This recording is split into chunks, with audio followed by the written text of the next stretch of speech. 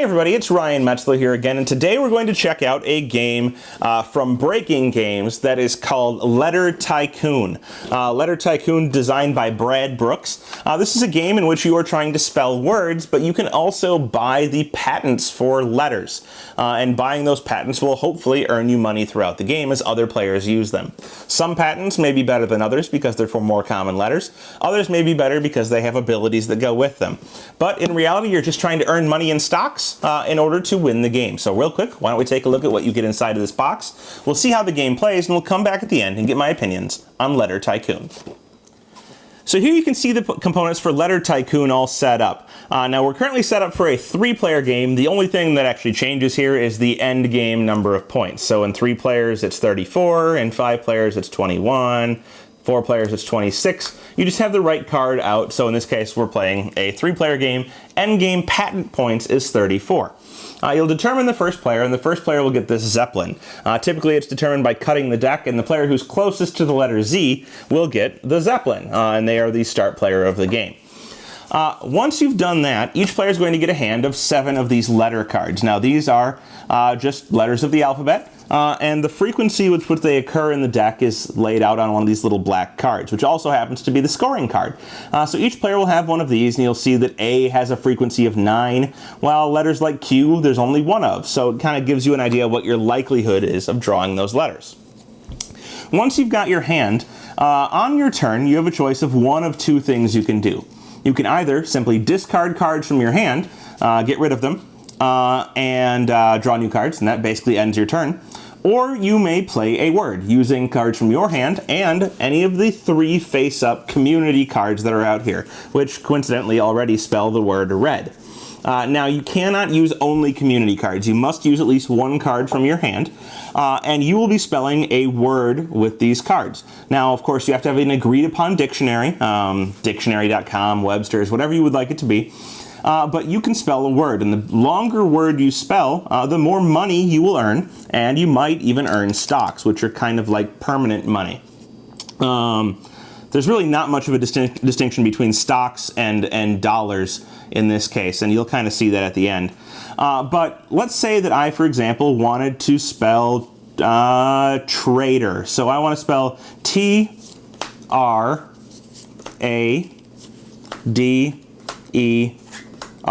Now you'll note I could have also used the E from my own hand, but I like having an E in my hand, so I'm going to keep it, and I'm going to spell the word trader.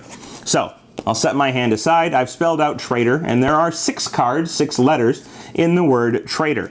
I would address my scoring card and find that 6-letter words are worth $4, so I could take a 3 and a 1 in terms of dollars, and they're also worth 1 stock, so I would go ahead and take a stock. Now, that is essentially my turn. I'm going to discard the rest of these cards. I would draw my hand back up to 7, so you'll see that we used 3 of my cards. I would draw 3 more and put them in my hand. But in addition to that, I have an option. And that option is whether or not I would like to buy one of these patents that's out on the board. So you'll see each of the letters here has a patent. A, C, D, E. All of the vowels are in orange, so A, E, I, O, and U are all in orange. Y is also in orange, although Y can be considered in this game to be a vowel or not, no matter whether it's a vowel or not in the word that you're spelling it in. So you can always choose to count it as a vowel if you would like. The rest of the letters, except for a few, are in green. So none of these letters has any special abilities, but you would own the rights to that letter, which means that when anybody else uses that letter, the bank will pay you $1 per time that letter is used. So they generate you money throughout the game. You have a patent. The remaining letters, B, J, K, Q, V, and X, and Z, all have abilities printed on them. So these are very uncommon letters in the deck. They're not frequently used, and so buying the patent is very cheap. Costs you $2 for each of these, whereas something like E costs you 10, but they come with a special ability. For example, if you own B, anytime you play a word that begins and ends in a vowel, you will double the reward for that word. So if you spelled, this is a proper noun, so it wouldn't count, but Oreo, for example, is a 4-letter word, would be worth $4 instead of 2. J says that if you have at least half vowels in your word, so if your word is 50% or more vowels, thus the flexibility of Y coming into play, you double the reward. For example, K says you double it if you have only one vowel. Q says that at the start of your turn, you may replace a card. So you can swap out a card in the, I don't remember if it's your hand or the center area, but you can replace a card. I believe it's with the center area. But let me check on that real quick. Nope, it's from your hand with the deck. So you could discard and draw a card before you go ahead and play. So V says that you can build 2 words instead of 1, which means that if you have 7 cards out here and 3 cards in the center, you could build 2 5-letter words, if that works out for you. X says that you may use at least one of your letters twice, or you may use one letter twice. So that's good for words that, you need double O's or double R's or whatever the case might be. And then Z says that you may add an S onto the end of your word. So it just gives you an extra S anytime that you need one. So you can buy any of these patents and add it to your area, and anytime that letter is used by anyone else for the rest of the game, you get $1. You do not get $1 for using it yourself. Once you're done with that, you're going to pass it on to the next player, who will then take their turn, of course, doing the same thing, either discarding and drawing or building a word. Of course, the center cards all do replace, so they would have different central community cards here to choose from, and Q would be a great one, because anytime that you use the word Q, the reward is automatically doubled from whatever you spell. So spelling a long word with the letter Q is quite good.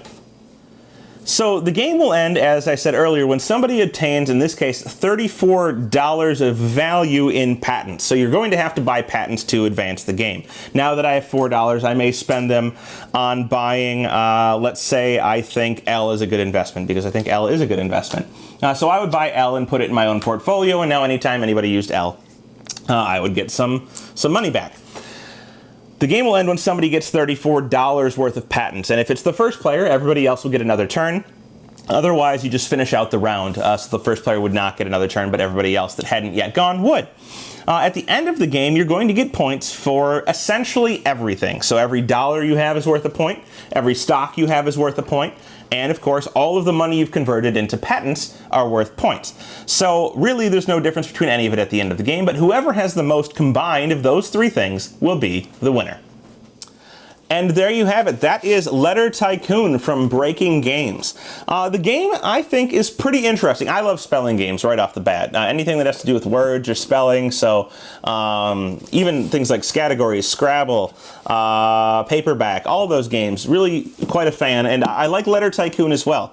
A couple of issues, or a couple of things that I don't quite understand with the game that I want to bring up. So you play your words in order to earn money, and I understand the earning of money. And if you've made a long enough word, you will earn stocks, which are essentially, in this game, money that you can't spend. So they're a bonus. They're a bonus thing. And at the end of the game, money, stocks, patents, if you've spent your money to buy patents, they're all worth the same, the face value. So each dollar is worth 1 point. Each $3 is worth 3 points. Each stock is worth 1 or 3 points if it's a 1 or 3 stock. And patents are worth face value. So there's never a loss or a gain of points once you've got the money. The only exception being earning extra money from people who are using your patent. Now, the end game, as I said, you total all of those up, and whoever has the most wins.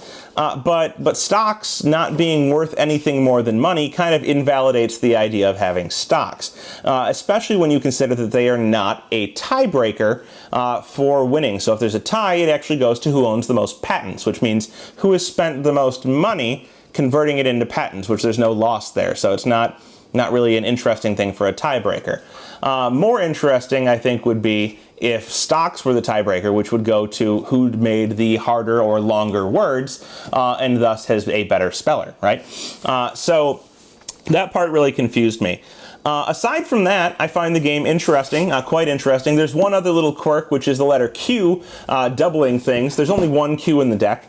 And if you manage to get that Q or manage to use it from the outside in the common area, it doubles the value of your word. Well, I basically won a game because I had a Q, plus I had the patent that lets you double your points or double your reward if you use half vowels, and a lot of words that have the letter Q in them have a lot of vowels in them. So it turned out that I basically won the game with one word, getting like 4 stocks and a bunch of money, and was able to buy whatever patents I wanted. So I'd watch out for that letter Q as well if I were you. But overall, I know that sounds like a lot of complaints, but overall I found the gameplay to be pretty fun, very quick. Make a word, score your points, buy your thing, move on.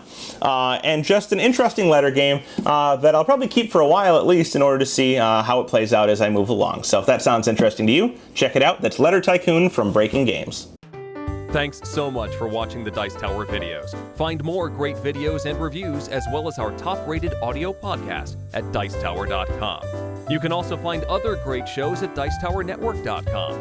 I'm Eric Summerer, and you've been watching The Dice Tower. The Dice Tower is sponsored by Cool Stuff Inc., where you can find great games for great prices. Cool stuff in stock. Check them out at CoolStuffInc.com.